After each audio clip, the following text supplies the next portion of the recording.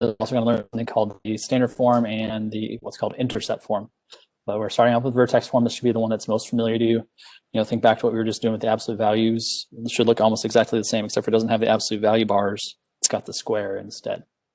Okay, so we know what A does and what H does and what K does, right? And what do we always say about H? Yeah, lies, Drake. Okay, so H is still a liar.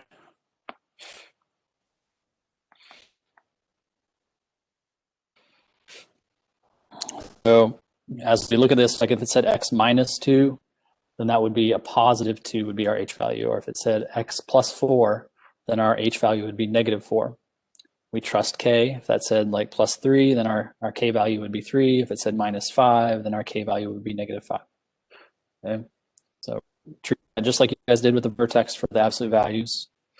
Then the axis of symmetry, right? That line of symmetry, it is a line, so it has an equation. It's not a point, right? It's not a set of coordinates, it's a line, so it has an equation. Remember what we know about vertical lines is that every point has the same x coordinate. That's why they're x lines.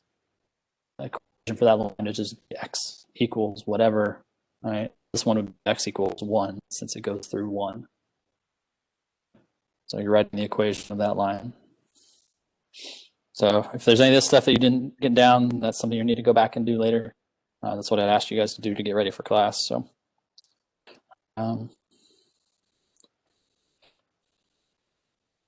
so here, there's quite a few things that we're going to be looking at on this. We're going to be looking at describing the transformations on the graph, but that's something we've talked about before. How to describe transformations, that's our stretching, shrinking, reflecting, shifting, those words. Okay, we're going to be finding the vertex. We're talking about the axis of symmetry. Okay, and then we're going to be sketching out the graph. It's going to be just a rough sketch. We're not going to do any plotting points or anything like that. Just going to kind of get an idea of what the graph would look like.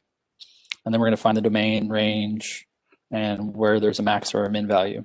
Okay, most should be pretty familiar. So I'm going to start off by describing transformations. But the first thing I'm going to do is go and think about what the parent function would look like. Just good old x squared.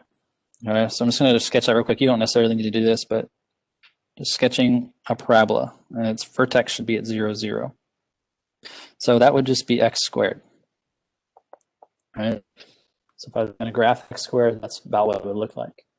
Well, how is this function different than x squared? Well, this one's x minus 5 squared. So looking at how this is being transformed. So what does that do to my graph? Okay, so that's where h is, right? If we look back at the form, h is, and we know that h lies to us. We also know that h controls our left and our right shifts. Okay, since it says minus 5, we actually remember that it's actually positive 5.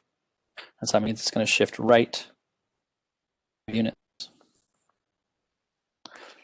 Okay. Notice that there's nothing in front of the parentheses, so our a value is just 1, so that is not going to change anything. There's nothing after the parentheses, so that k value is 0, and that's not going to change anything. So the only change here is that it's been shifted to the right 5. Well, if our vertex was supposed to be at 0, 0, and it's been shifted right 5, and our vertex is now here, and it's at 5, 0.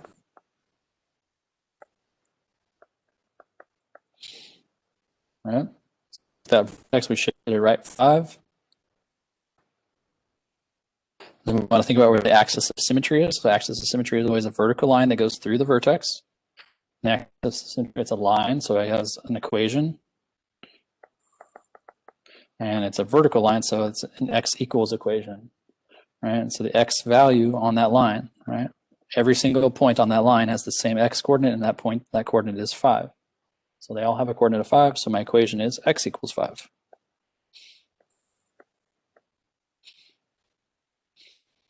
Okay, so I've got the axis of symmetry plotted. Again, it's the dashed line because it's not actually there. We're just using it to help guide us. And we have our vertex plotted. I'm just going to do a quick sketch of that graph.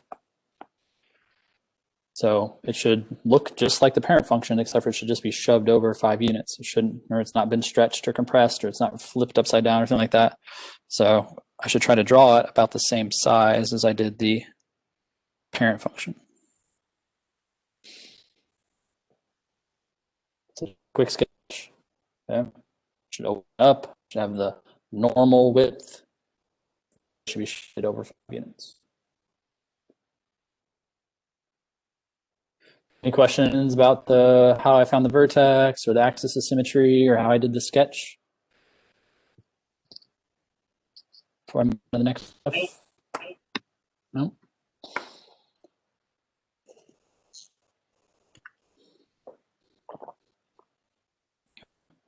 So finding domain range.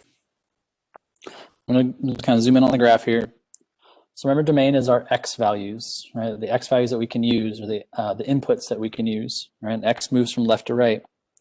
So we look at that leftist side of the graph, and it has an arrow that points to the left, right? So it's heading off towards the negative infinity. As we move along, and we look at the rightist side of the graph, which is also an arrow that points to the right. So we look towards our positive infinity. So this graph goes from, the domain goes from negative infinity to positive infinity. And infinities always get parentheses. So what that means is that those are the inputs we can use, right? Those are the values we can plug in. So what that means is that we can plug in any number we want. There's no restrictions on the domain. I can take any number and subtract 5 from it, whether it's negative 10 or it's positive 10 or it's negative 5,000 or 0.2. I'm allowed to use any number in here. Okay. So domain can be any number, all real numbers. Range, those are my y values, my outputs. So domain goes from left to right, range goes from low to high. So I look at the lowest part of the graph. So I'm going up, up, up, up. That's the first place I hit the graph. That y value there is 0. So the lowest y value is 0, and then it goes up forever. So it goes towards positive infinity. So the range starts at 0. It's hitting 0, so it gets a bracket, and then it goes up forever. And infinities always get parentheses. So again, what does that mean? We can plug in any number we want, but we only get answers that are 0 or bigger. Okay? I would never get negative 5 as an answer. I would never get negative 2 as an answer. I would never get negative 1,000 as an answer. Okay, I would only get answers that are 0 or bigger. So we'll plug in, what will come out. And the last thing is min or max. So this graph, as I look at it, does not have a maximum value because those go up forever. So there's no top to this graph. It does have a bottom though. It does have a minimum value. That lowest value is y, right? The y part, which would be 0. So one thing you need to say is it a min or is it a max? Okay. So this has a minimum and it's at y equals 0.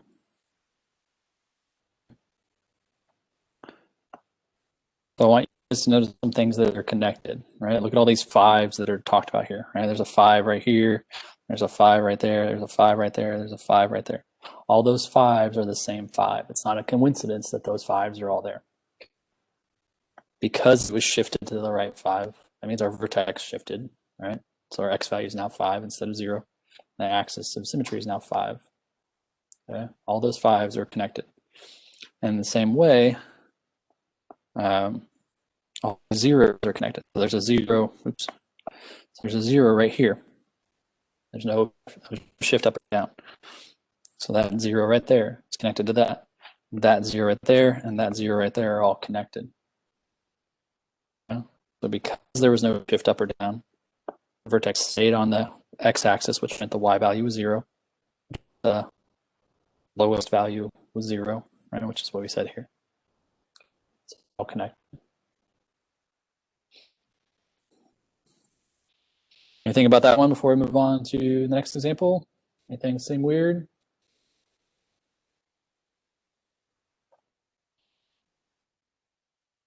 Basically, none of this should be brand new. It's all stuff we've kind of talked about in different ways.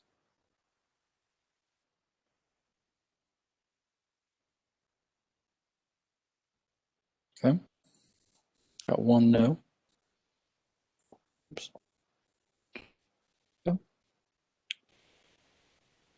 So look at the next one. So starting off with that idea, though, I need to talk about the transformations. So I notice there's a 1/3 here, got this positive 1 here, got this -7 here. So how can we talk about the transformations on this graph? What do we see? If there's ones that you're more comfortable talking about, you can.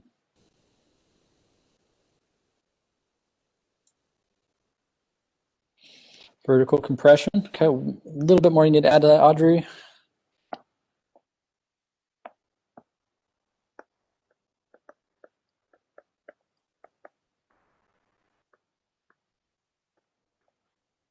Yeah, by a factor of 1/3. Good.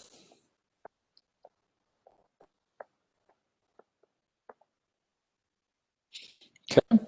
What else has happened to our graph? Left, Kyla saying left one. What's our verb there, Kyla?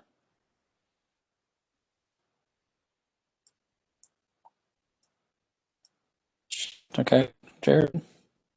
So shift left 1 unit. I thought so. Yeah, and Aiden saying down 7. So and down 7. Okay. All right. Easy peasy. So take that and identify our vertex now, right? So our vertex was supposed to be at 0, 0. So our vertex was supposed to be at 0, 0, but we shifted it left 1 and down 7. So our vertex should be down here somewhere.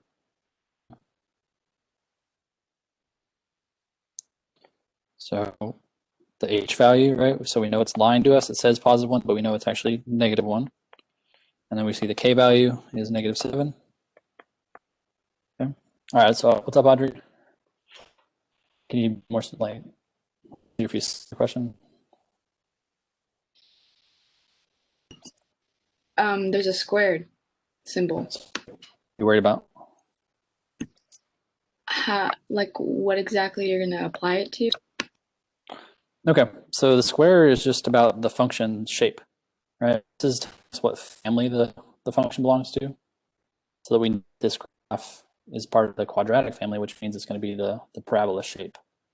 It's like we were talking about, last week was the absolute values, right? And so we had the bars there, and it told us the graph is going to be a V, right? No matter how stretched it, compressed, shrank it, reflected, it was still a V at its heart, right?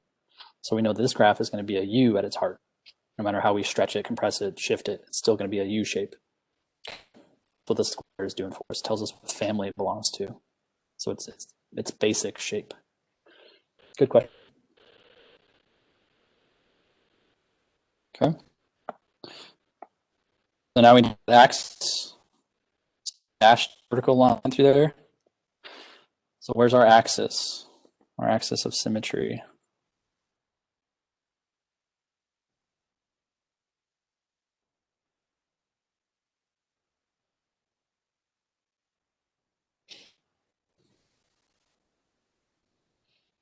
Where's axis of symmetry?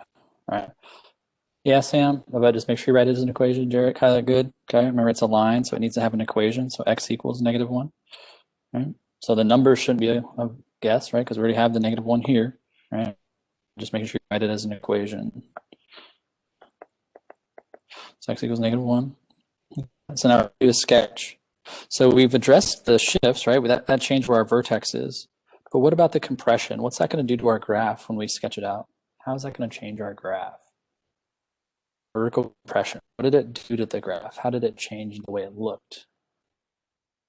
Those vertical compressions.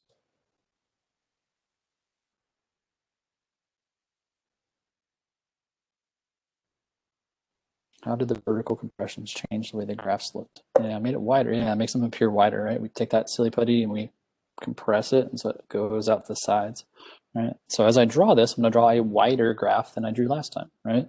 I kind of set what my parent function was, and now we're just going to draw a wider U, right? So just like you were saying, Audrey, it's still going to be a U, but it's just going to be a wider U. So I kind of covered my vertex. I guess it was here. Just a sketch, right? There's nothing specific, but again, Thursday we will be doing like good graphs where we're plotting points to figure out where things should be.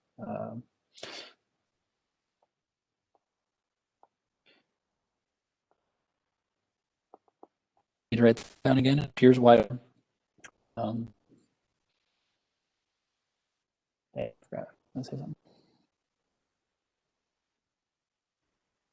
Maybe it'll come back to me. Anything? This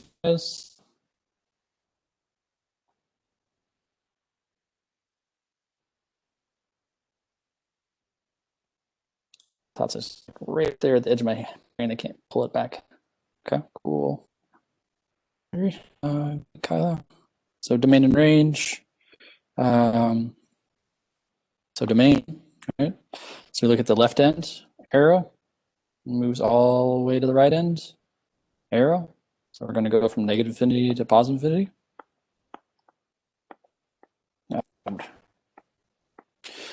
So big hint here, when you're talking about quadratics, the domain will always be that.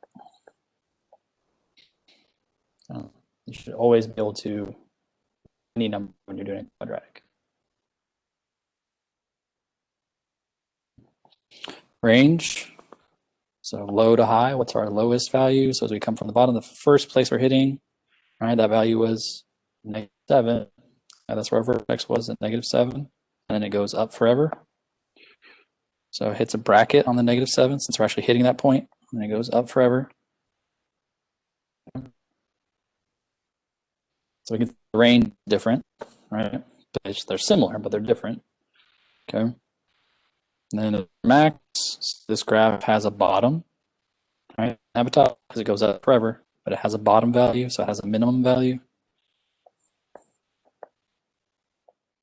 That's how I equals -7.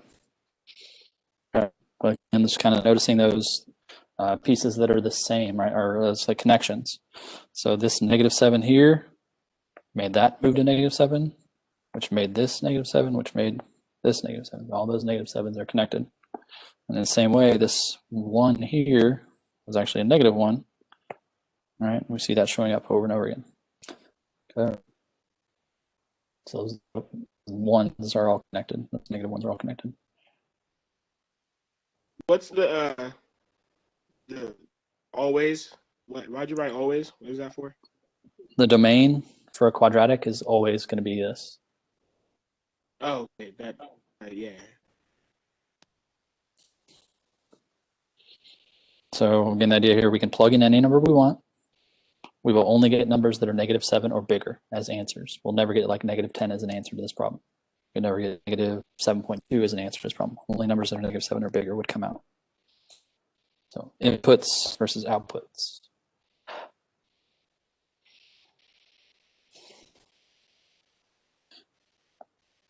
Any other questions on this one before we move on to the next one?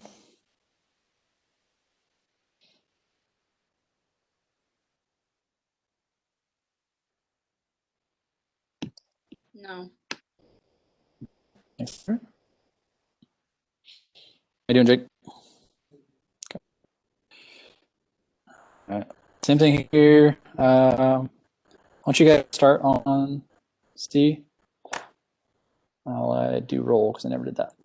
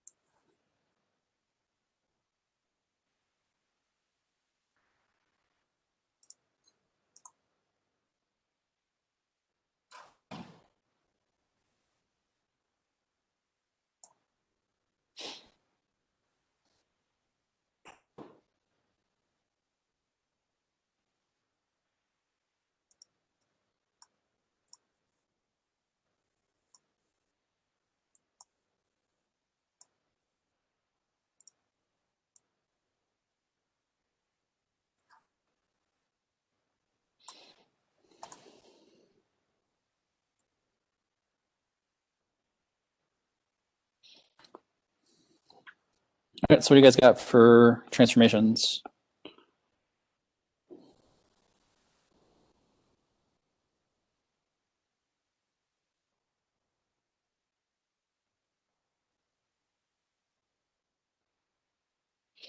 Shift left 2 up 4. Reflection.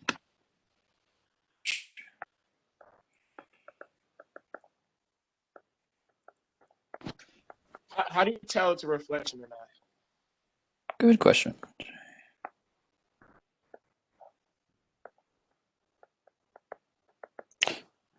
So how'd you know that, Audrey? if there's a reflection. Kyle, Aiden. There's a negative sign in front of the parentheses. Okay, negative in front. Tells us it's a reflection. So you do need to make sure you add a little bit more to that so it's reflected or it's a reflection. You see there, Kyla put that in the chat. It's over the x-axis. Or you could say it's reflected vertically. So there is a way to reflect things horizontally or over the y-axis. We haven't really talked about that, but so this is, you just want to be specific that it's a reflection over the x-axis or a reflection vertically. Yeah, it's the negative sign. Negative, Brian? I can hear a word you're saying. You're like real laggy.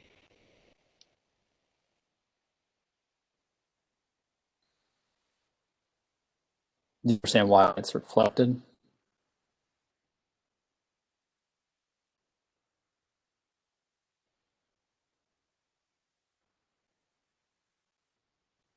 Brian? All right, Brian. I think he got cut out. That's on Brian.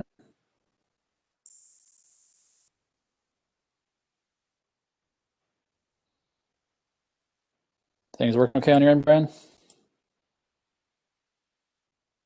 Yeah, it was like real laggy. So I had to restart it. So what'd you say? So it's reflected because of the negative sign? So if there's a negative, it's a reflection? Yep. All right. Okay. So how do we know which axis it's over? We've only talked about it over the x-axis. We haven't talked about the y-axis one. So you say reflection over the x-axis or vertical reflection. The other one would be over the y-axis or a horizontal reflection, but I don't think we're really going to get into that. So it's something you need to worry about. Where's our vertex? I just say that it flips upside down. Yeah, I do want you to use the vocabulary correctly. So it's a reflection over the x-axis or a vertical reflection. You need to keep it like just mentally. Yeah, it's a flipped upside down, but when you're writing your answers, you do need to use the correct vocabulary.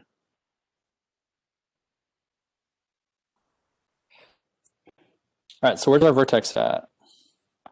It's supposed to be at 0, 0, but where is it?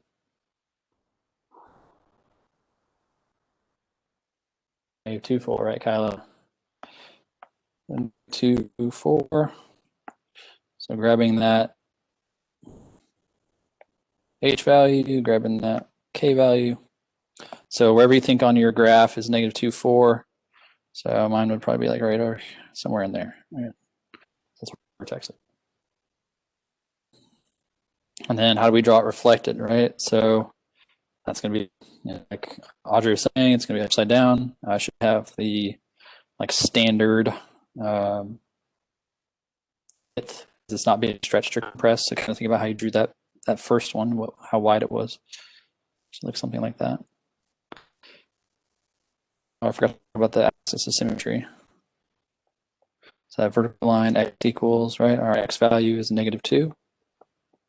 Would be our axis.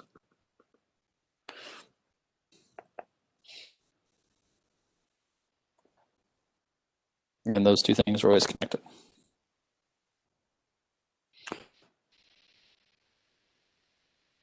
Only reason I'm having you guys do this is just kind of get an idea of what these are going to look like. Right? That general shape. Okay, reflected. What's that look like? Okay, it's shifted. What's that look like? Oh, it's compressed. What's that look like? And Thursday we'll be doing really some really laid out graphing. Domain and range. Well, domain's easy, right? Goes left forever, goes right forever. We can use any number we want when we do problems like this. We can plug in any number. Our range, low to high. We start on the low part. So the lowest thing I see is a down arrow. So that's a negative infinity. And as I go up, it stops right there at 4. All right, 4 value. So starts at negative infinity, stops at 4. Bracket 4. So what's that mean? We can plug in any number we want, but we will only ever get answers that are 4 or less. We would never get 5 as an answer. We would never get 10 as an answer. we get 4.1 as an answer. The highest number we can get would be 4. Min or max. This graph does not have a bottom because it goes down forever. So that means it has a top maximum value. And that maximum value is at y equals, all right, what's the y value? It's 4. Again, the connection between this, right? 4 are all from the same place.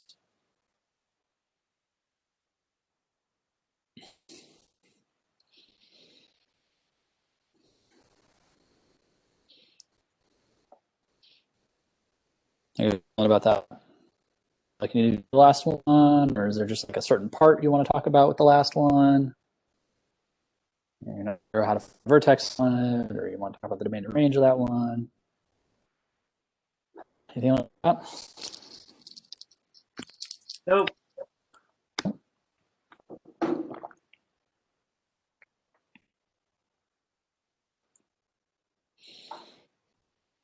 Where's the vertex on that one?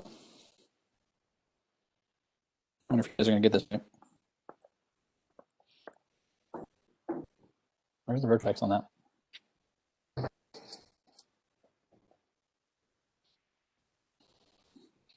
All my classes today told me they didn't need to go over it, but then when I asked them this question, they don't know how to do it. Oh, Audrey for the win. Why is it 0? Where did 0 come from, Jared, Audrey?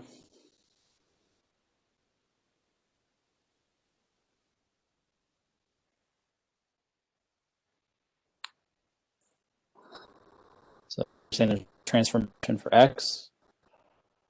So thinking about, right, what's inside of the function with the x, right? So there is nothing there, right? With the x, there's nothing. So that's why there's a 0. So what's inside of the function? That's where h lies, is inside the parentheses. And well, there is nothing inside the parentheses with the x. Okay. This is our a value. That's our stretch. This is our a value. That's down -7. Right, go back and look at this one. Like, it didn't have a k value, right? So that's why that was 0. But we see that the 5 is inside the function with that. Okay. So a lot of people get confused when they don't see that. Right. So it's that one stretched by a factor of 2 and shifted down 7. That's all I would say.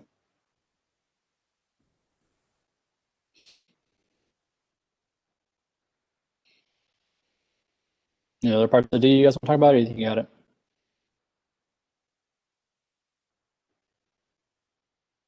What do the stretched out graphs look like?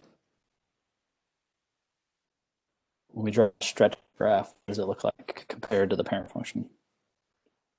Yeah, right, so it's thin. Okay, skinny, right, Kyla? Okay, so we draw a skinny graph. And we start at 0, -7, so somewhere down there, and then it'd be skinny.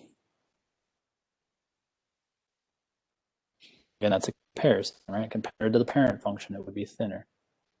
Okay. Narrower. Make sure you don't talk about the word slope. That was what I was trying to think about earlier. Don't talk about the word slope when we're doing this stuff. We were doing that with the absolute values because slope is a line idea. Right? Slope is something that happens with lines, rise over run, that constant change. Well, we're doing that with values. Each side of the absolute value, that v, was a line. So I'm able to say, hey, look at this half of the graph. It's a line. Let's talk about its slope. Okay, these are curves. Curves do not have slope. Okay, we can't use that vocabulary anymore. It needs to be gone. So we see the stretch. The 2 is a stretch. Things are going to grow 2 times faster than they did before.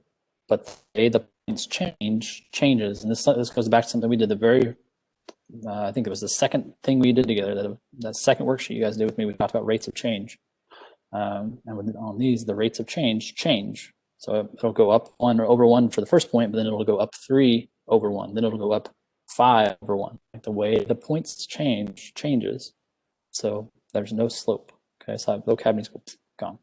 Okay, that's only for lines. All right, so here we're doing this. We've done this before, though. Okay, we have some transformations. We want to write a function that's being transformed. So they're asking us to use this as our parent function. So f of x equals x squared is our parent function. They want us to write g of x. Okay, and then we're taking that parent function and we're stretching it by a factor of 1.5, and we're shifting it 6 units left. Okay. Remember, this is really what math is more like. We have a shape we're trying to match. We have some data or a curve we're trying to match, but we know that it's being stretched and we know that it's being shifted. Okay. So remember, this is going to fall into that vertex form. F of x equals a times x minus h squared plus k. Our answer should look something like this when we're done. Where does this thing happen? So stretches happen with a. That's kind of right. Shifts left and right. Those are our h shifts. K is our shifts up and down. This graph doesn't have anything that's being shifted up or down, so I shouldn't have anything happening to k. Not be a value, or it's 0, right? Which we don't write. Okay. So when I go to write this, so g of x equals, right, my a value is 1.5, and x minus something squared, it's my thing, it's -6, but we don't write minus -6. So this is where that liar stuff comes in, because when we fix it, right, minus a negative is actually a plus. It says plus because it was left, right? Because we subtract a -6. We simplify that to be a positive. And then I don't have anything here because there's no shift up or down. Okay. So if you type it out, it will look something like this. It's in the chat. So use the caret on the 6, shift 6. So when you type it, it'll look like that because we can't do exponents in the chat here. So use that caret, do that.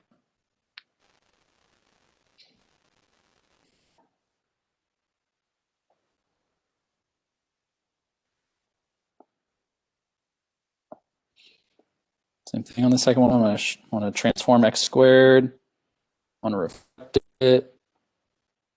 I want to compress it. And I want to shift it up. So what's that going to look like? How do we write that function so it does all that?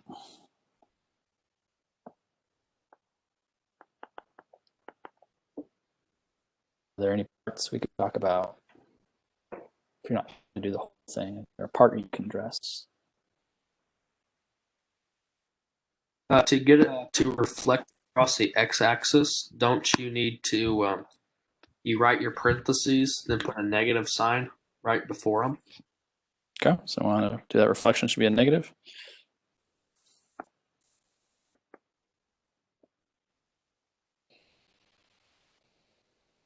At the negative address, what else?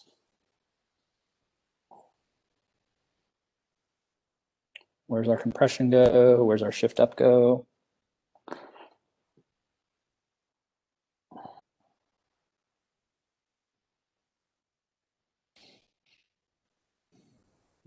Close, Aiden. You forgot one little tiny thing, but yes. Do I have to put parentheses around the x? I forgot where. Oh, yeah. Okay, we should have a fourth goes next to the negative, right? So it should be -1/4. Okay, what about this shift 2?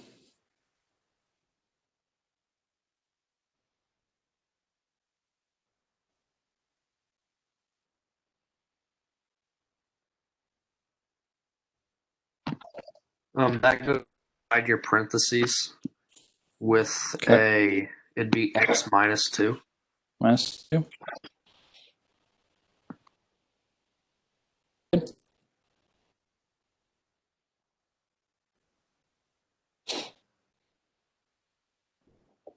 Kyle's saying, what did it be at the end? What's that, Jake? Jake, it should be +2. Where, Jake? Jake's saying it should be +2 back here. saying, I think Kyle's trying to say the same thing. What about that, you Jared? just? Just a second. Wait, what? Okay, yeah. All right, what's up, Audrey? I didn't say anything. Who said? Someone said wouldn't. I thought that was Audrey. It was me. Wouldn't you take out the parentheses altogether? Okay. Yes. Yeah. Exactly. So the simplest way to write this would be negative 1/4 x squared. Yeah. So since there's nothing inside, there's no left to right shifts. We don't need the parentheses. You didn't inside because there's nothing happening there with the x. So yes, simplest way to write that would be the best way, which would be this right here. Yeah, I would expect you guys to write it like that when you're done, recognizing that there is no left to right shift, so we don't need anything here. Cool, good work, guys. Okay. All right, what about this last one? Somebody type that into the chat. Could I just say it to you? Sure, Roger, what's up? Okay. So fx, put a negative, parenthesis, x minus 1, parenthesis plus 4. Don't forget the squared.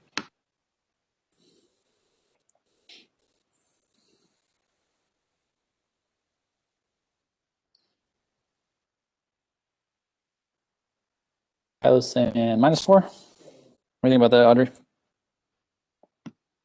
Actually, yeah. Yeah. Cool. So we're seeing the reflection. Seeing the shift right 1, but that's a liar, so we write -1. Seeing the shift 4 down.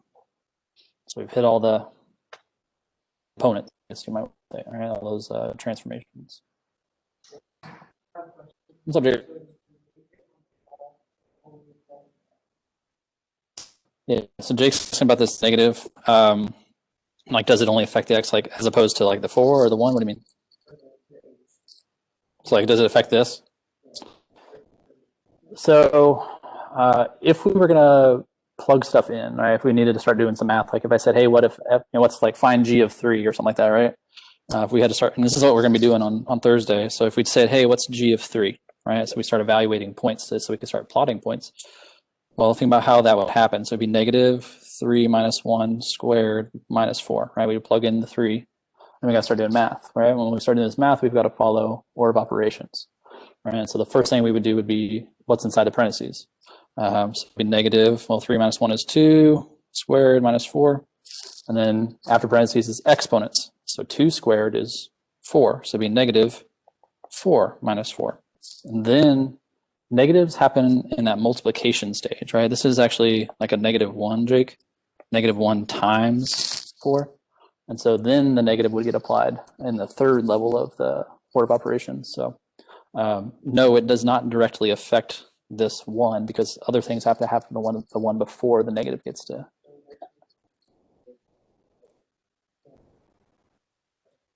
Yeah, so on Thursday we're gonna be actually like plotting the graphs like nicely and like getting, plotting a bunch of points and drawing the graphs nicely. So we'll have to be doing a bunch of math. But yeah, so thinking about when that negative works is gonna affect. So yeah, it's not affecting here. That negative doesn't act until this stage. So yeah, good question, Jake. Anything else you guys want to talk about on this? I think we're one more thing, we're done.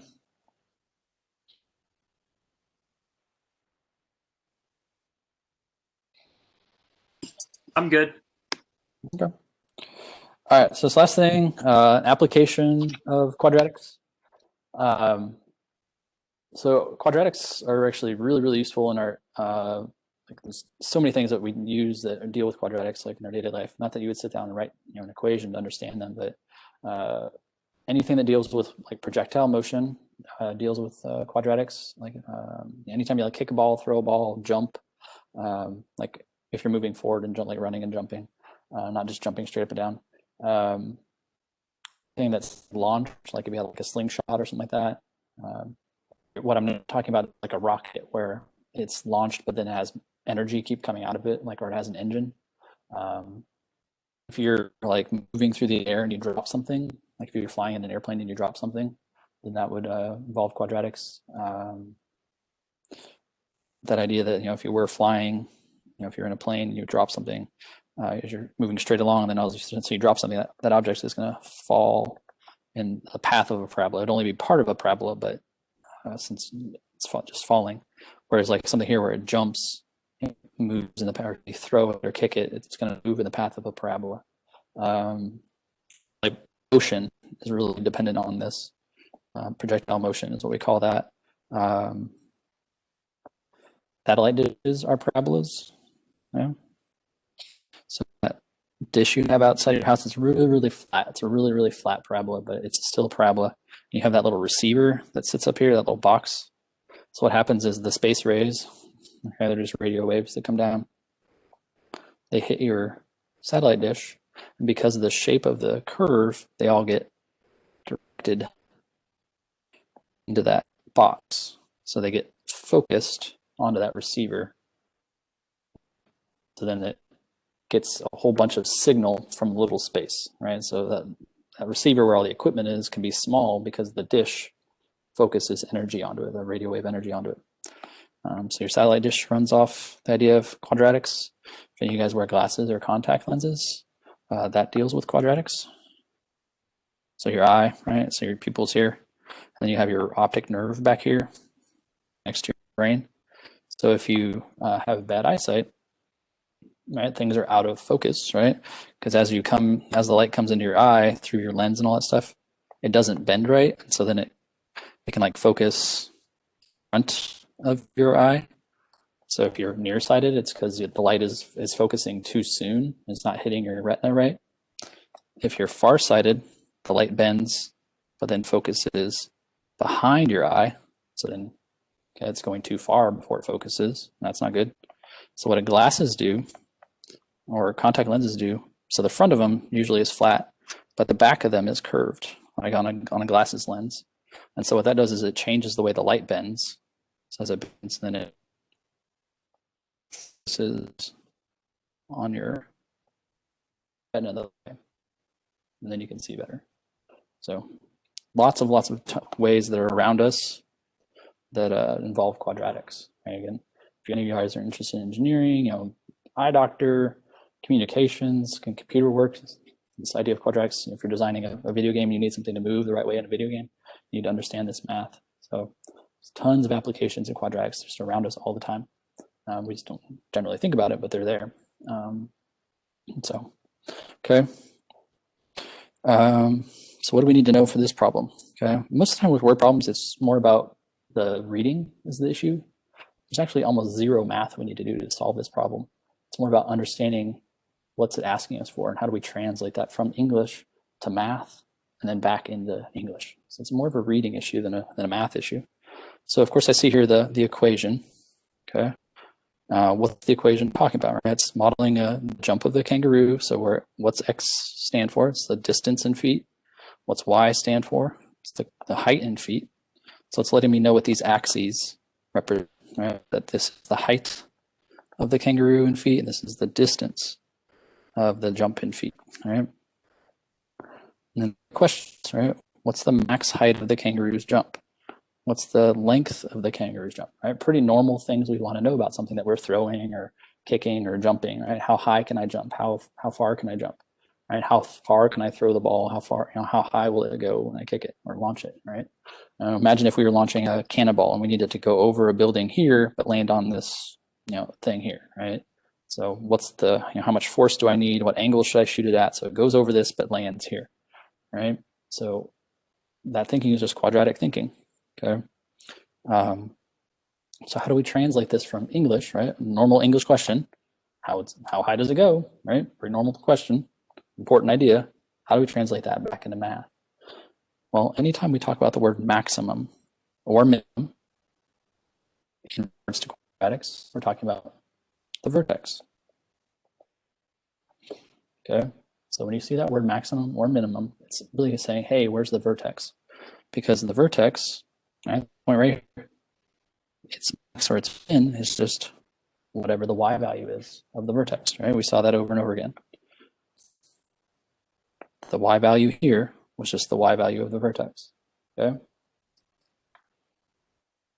This is a question about the vertex. And then the length of the jump. If the point here, right, so they just superimpose this coordinate plane onto the picture, right? It's all made up. So, well, if that's where the x and y intersect, that's our origin. And so this is asking us, where's that other x-intercept? Well, the distance I would need to know would be the x-coordinate, because the y-coordinate's got to be 0. So if I knew what that x-coordinate was, then I would know how far this kangaroo jumped. So this x-intercept question, really, right, how do I translate it? Okay, they're asking me about the vertex. And they're also asking about that other x-intercept. Okay, I've translated it from an English question to a math question. To say, well, how do I find the vertex? How do I find the x-intercept? Okay, well, what is this? What form of the equation is this?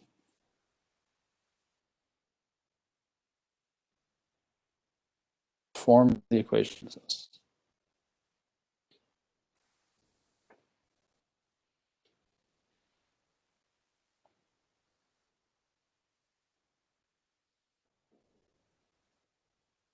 It was on the first slide we did today. What form is this?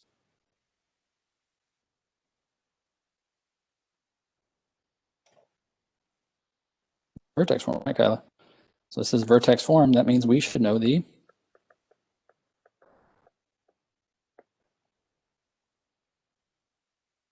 vertex form. You should be able to tell me the what? Yeah, right. Vertex. So what's vertex?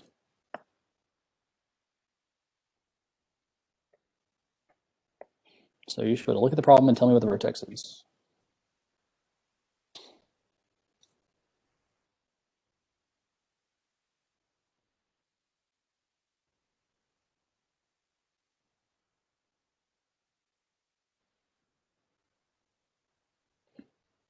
Vertex is a point. Jared, or Mason, it needs to be 2 numbers.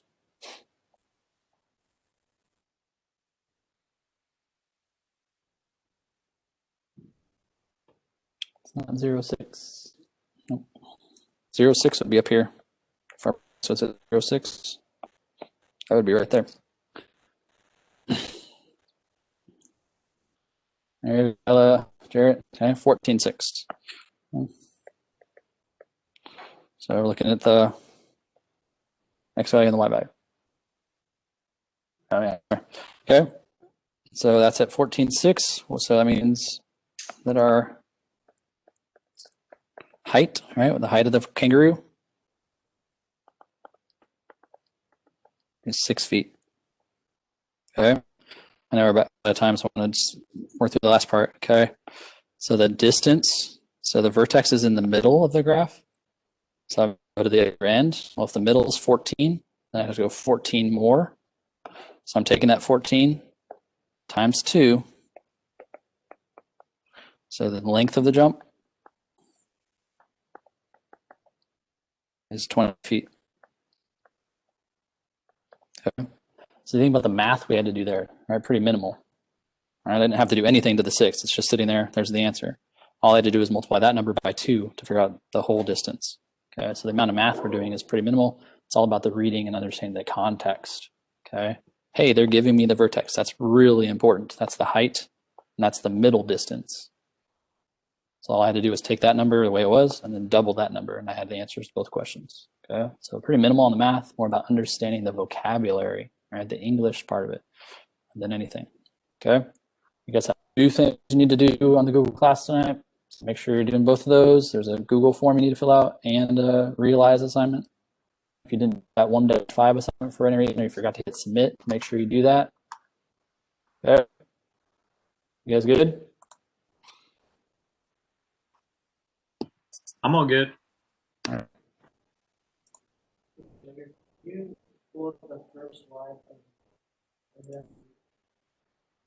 Yes, that'll be on Google.